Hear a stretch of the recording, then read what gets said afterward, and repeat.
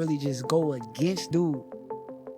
But like from a skill standpoint, I would say just because of he's trickier. Like he trickier, he gonna catch you with some shit that you don't see. So if you got one eye, you can see that. But there's some dangers that I see around Boots. He's got 35 professional fights. He's a fighter who stays in the gym, right? So you first hear that, you like, well, that's what you want, right? You want your fighter to be a gym rat. Yes and no. Too much of anything is not a good thing. You can leave a lot of your best moments in the gym. Hey, Boots, you gonna be in trouble, B. Oh, you gonna be in I'm telling you right now. Xander Zayas got a cold ass team. Yeah. Oh yeah, Javier, remember, Javier was the first one to beat damn Teofimo Lopez. Yeah, with Cambosis. Think about that. He beat Teofimo Lopez with Cambosis. So before we even start, I need you to stop whatever you're doing right now. Because what I'm about to tell you about the Zayas versus Ennis situation has been sitting in my drafts for 3 days because honestly, I wasn't sure the internet was ready for this. And look, I'm still not sure you're ready for this, but somebody has to say it, and apparently that somebody is me, so... boxing, so, you know, he a good boxer. I think when he kind of was landing the big shots, he was kind of letting it come to him, so that's what I think, but he's a hell of a fighter. Eddie Hearn also suggested people should not underestimate fighters based on age, stressing that youth doesn't define ability in the ring. He made it clear he doesn't want to doubt any boxer, emphasizing that skill, mindset, and preparation matter far more than numbers when it comes to proving greatness. I bet you when Zayas said to Top Rank, I want to fight Boots, they went, what? And they went, no. And he went, I want him. See, he was the guy that made this fight. So you think they try to dissuade him? No, I would. So have you ever dissuaded any of your fighters from taking a certain fight? No, because, well, off the top of my head, I don't know, but probably. But I'll give you an example. Anthony Joshua against Alexander Usyk, right? We had all the belts apart from one. And the WBO called the mandatory, which was Alexander Usyk. Now, I would never want to put the doubt into a fighter's mind and don't take this fight, don't take the fight. But I'm looking at this going, like, don't forget, at the time, Usyk wasn't the star he is now, right? I'm looking at it and going, AJ, you can sell 60,000, 70,000 for fighting anybody. Do you want to fight this guy? And he goes, yeah, because I'm not vacating my belt and I want to become undisputed, so I have to fight. And I'm like, okay, right? Then he beats him, and then we got the rematch clause. Not, what do you think? Should we? No, I want a rematch, right? And you can't overrule a fighter in that respect. You have to buckle up, because this is not the boxing story you think it is. This is so much bigger. This is about power, about timing, about whether the most dangerous man in the welterweight division is actually the one everyone is watching or the one everyone keeps underestimating. And let me tell you right now, allegedly, that they would like to see him in there with a Jaron Boots Ennis maybe 2-3 fights from now would have probably made a difference. What do you think? I've seen fighters in the past, young age, do big things. So you never know. I think, I know Boots will beat him, but I'm just speaking on the past, talking about what that person just said. He's 23 years old. God damn. Mm-hmm. He been in the game long enough to take a chance. How about this? Is this the when Canelo fought Floyd type of situation for Xander? Canelo, no, it's the type. I'm going way back when Aaron Pryor fought 20-year-old Warren. allegedly, according to sources close to people who allegedly know things, the entire framing of this fight has been constructed to make you believe one outcome is inevitable when nothing about this situation is inevitable. Nothing. And we're going to unpack every single layer of that starting right now. To be held in New York because of commission that they stopped fights just too quickly, Not just the Fondora fights in the past few years, they stopped them too fast. And guys that caliber fighters, both of them guys are good. Anybody can get rocked or stumble at any given time. And I don't think it's right for the wrestler to jump in there and stop it. Both of those guys are great, man. Anything can happen in boxing, and you want to jump in and stop because somebody stumbled You know, nah, it's too risky to fight him in New York. So you feel like Vegas probably would have been a better spot? Yeah, anywhere but New York, man. You know. Damn, so if something like that happens, they're gonna look at this clip for sure.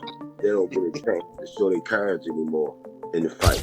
Shakur Stevenson, one of the sharpest boxing minds alive, sits down and the first thing out of his mouth is that Xander Zayas is tricky, unpredictable, hard to read, capable of landing shots opponents genuinely never see coming. And He can get better. I think he's getting better. I don't think he's staying in one spot. I definitely think he's getting better. I don't think he's not staying in the same spot. You can tell he's getting better. He's trying to learn the craft. He's trying to get skills. So I will give him a hand on that. He always 100% correct with his assessment. Oh, he be on point. He be telling me in the fighter meetings when I used to call his fights. He tell me exactly what he gonna do, and he go in there and he does it. You know, I seen that damn interview he just did, and he talk about all the mistakes and weaknesses and flaws and shit that Boots be making. Yeah, he see the same shit I see. He see the. You have to understand what it means when a fighter of Shakur's caliber uses the word tricky, because that's not a compliment. That's a warning. That's a man who has studied Zayas and felt something in his chest he didn't expect to feel. And then, just when you think Shakur is building Zayas up, he pivots, and says, but Boots Ennis is still the most dangerous man in the division. And if Zayas chases the knockout, he's going to walk into something catastrophic. Yeah. Hold on now, Xander. Shorty nice. He nice. I would hate for it to be an upset. I'm going with Boots. Why? He got more of his man strength now. He warned that Boots can't afford to get flashy or careless, as one mistake could allow Zayas to capitalize and hurt him badly. But Xander, I feel like with this fight, he gonna punch in numbers. He gonna throw combinations. And Boots can't be in that motherfucker trying to do some pretty shit, because Shorty can pop too. Fans online are spiraling because on one hand, Shakur is saying this kid is special, and on the other hand, he's essentially saying this kid could get seriously hurt if he forgets himself for even 1 second. And that tension, that beautiful, horrible tension, is what makes this the most compelling fight the welterweight division has seen in years. But wait, hold on, breaking. He got more of his man strength now. Not only do he got more of his man strength, he's learning himself better. He still got kinks that I see. I don't think nobody else see it, but I see it. I feel like his raw talent can compensate for that. You know what I mean? He ambidextrous. His athletic ability. Yeah. Ambidextrous. He can go from left to righty. And I feel like his natural skill, athleticism wise, he'd be able to pay up for his little ups. Now the thing is, he still got a little growing to do. 23 got a little. Yeah, he still got a little growing to do. You know what I mean? I feel like he the type that he'd get touched with some stuff and get emotional, and then try to like just trade. Like, okay, come on, on kid, come on. Okay, go ahead and be on, kid. You're gonna be looking at lights, playing. All that work you did in the gym, you done gave it away because you think you got big corners. Okay, it's not about that. It's about being smart when you need to be smart. Boots gonna put that antidote on his little ass, and he gonna be mad. He gonna be sad. But I feel like the type of guy he is, genuine, the way he is, I feel like the sportsmanship is still going on show. He gonna be like, all right, good fight. You know what I mean? But he got a chance. Not only do he got to fight his chance, he got to punch his chance. Because Eddie Hearn just walked into the conversation and said something that allegedly has coaches in back rooms across 3 different states rethinking their entire philosophy. He said age doesn't determine success, skill determines success, mindset determines success, preparation determines success, And the room apparently went silent when he said it, because everyone in that space knew he was talking directly about Zayas, 22 years old, allegedly already operating at a level that makes veterans uncomfortable. And here's where it gets genuinely strange. Shakur, the same man praising Zayas, then drops this observation that sounds innocent but is actually, allegedly, one of the most psychologically loaded statements anyone has made about this fight. He says, let me finish. We fighting for 2-time world champion already. What if he go for the third one and he gets beat? Then he misses a big money fight with Boots instead of going on and taking this fight. You understand me? So it's like so many times we get cheated out of fights because guys try to wait till the fight simmers or gets to where it needs to be. Then or wait till they think one guy's ready. No, if you're a 2-time world champion across the board already, you're ready. If you're not ready, you shouldn't have got them. You shouldn't have got them 2 titles if you weren't ready. So if you got 2 titles, I don't want to hear that you're not ready. You better be ready because you're 2-time world champion. You got 2 of the belts in the weight class. Everybody in the weight class want that. So you better. Remember, Javier was the first one to beat damn Teofimo Lopez. Yeah, with Cambosis. Think about that. He beat Teofimo Lopez with Cambosis. Yeah, Javier, trainer. Oh, hey, that man got an eye. He got some great damn eyes. Xander Zayas got one of the best teams. One of the best teams in boxing. Yep. And they come ready. So if he already talking about some weaknesses, he make a whole lot of mistakes, and he is just there cheesing like, yeah, that's what. Oh, everybody's high on Boots. Oh, they got a lot of clout around you, Boots. Oh, you got hype all around you. Man, you got all this hype around you. Yeah, shit, got me even hyped up. Cause I see how special you can be, but you need to tighten. I'm telling you, if you don't tighten your shit up, player, oh, you gonna be looking on the other side. You gonna look like a fool too, and then everybody will be like, oh, that's why that fool didn't fight nobody. Fighters who are too focused on training, who leave everything in the gym, sometimes have nothing left when the lights come on. And you have to ask yourself, you have to genuinely ask yourself, is Shakur talking about Zayas or is he talking about Ennis? Because both of these men are known for obsessive preparation. Both of them have reputations for being demons in the training camp. And the implication, the allegedly heavily loaded implication, is that one of them might be so polished, so prepared, so juim perfect, that the unpredictability of an actual fight could be their undoing. And I'm not saying who, but the internet has opinions. Good, but I mean, it was just a fight. I think it's going to be a good fight.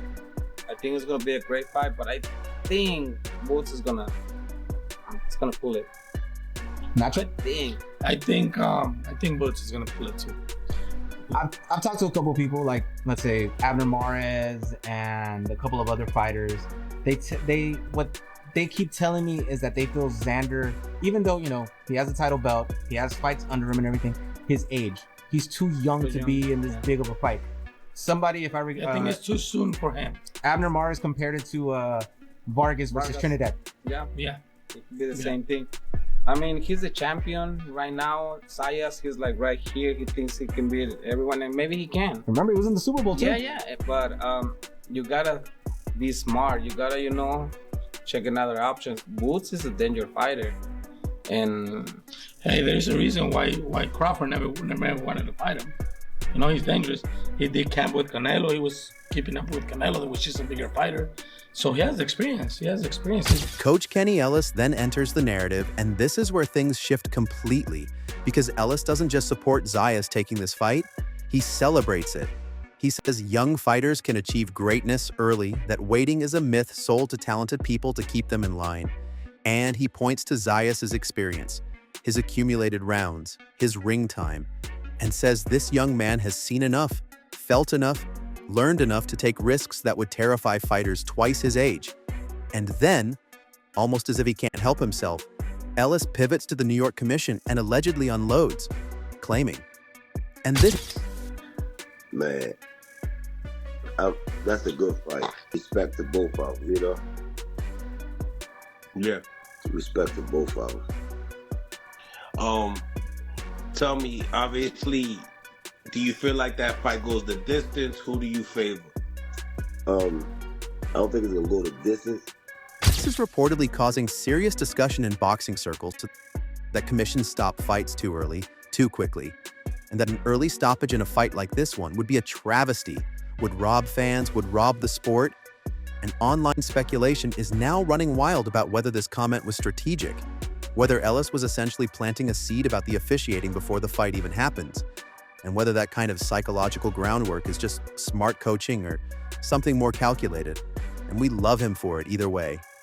Tim Bradley, cerebral as always, then reportedly reveals something about Zayas that reframes the entire narrative of this fight.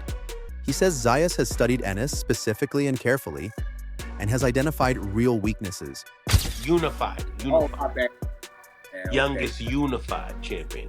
Yep. Yep. Abdullah Mason, the youngest champion in today. And he got a fight with Joe Cordina. He'll be doing his first title defense with Joe Cordina as well. And I hear it's back home too. I hear that they're going back home with it. Yeah, yup. Yeah, them both two good fights.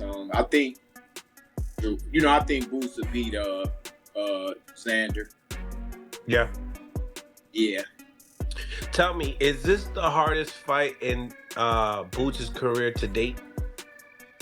I don't think so. I think that dude, what was his name? Karen? Yeah. Yeah, I think that was his toughest fight. And you don't think a Xander Zayas can oppose that type of threat to him?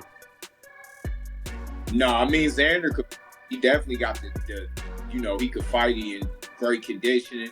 I just think his age and the non-experience against who he like.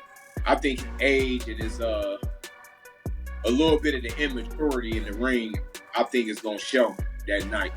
Actual cracks in the foundation of a man most people consider nearly flawless. And Bradley highlights this as evidence of a boxing IQ that punches way above Zayas' age. And suddenly the story changes. Suddenly Zayas isn't the young challenger walking into the lion's den.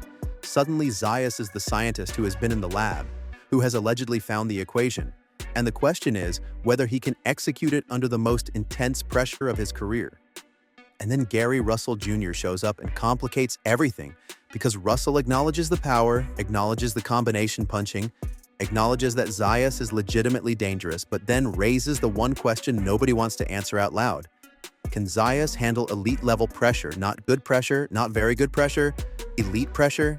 The kind Ennis brings, the kind that has reportedly made experienced fighters forget their names, forget their game plans, forget everything they rehearsed in those thousands of hours of training that Shakur warned us about? And the maturity question, the allegedly most important question surrounding this entire matchup, hangs in the air like smoke. Roy Jones Jr., however, Roy Jones Jr., who has seen it all, who was once the most athletically gifted fighter on the planet, walks in and allegedly shuts the entire conversation down. He says if you're a champion, you're ready. He says the age narrative is something people use to manage expectations and soften potential losses. And he is not interested in that conversation. If Zayas is holding a belt, he earned that belt, and he is ready now. Not in 2 years, not after more seasoning, now. And the room, reports suggest, felt genuinely different after he said it, like permission had been granted for people to fully believe in what they were watching. And now, here's where it gets worse.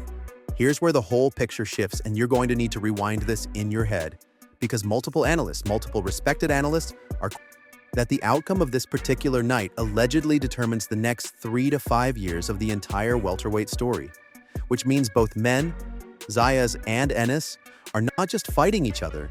They are allegedly fighting for the right to define an era, and if that's true, if that framing is even partially accurate, then the real question isn't whether Zayas is too young or whether Ennis is too polished. The real question is this: what if the person everyone counted out is the exact person the sport needed all along, and we just couldn't see it because we were too busy watching the favorite?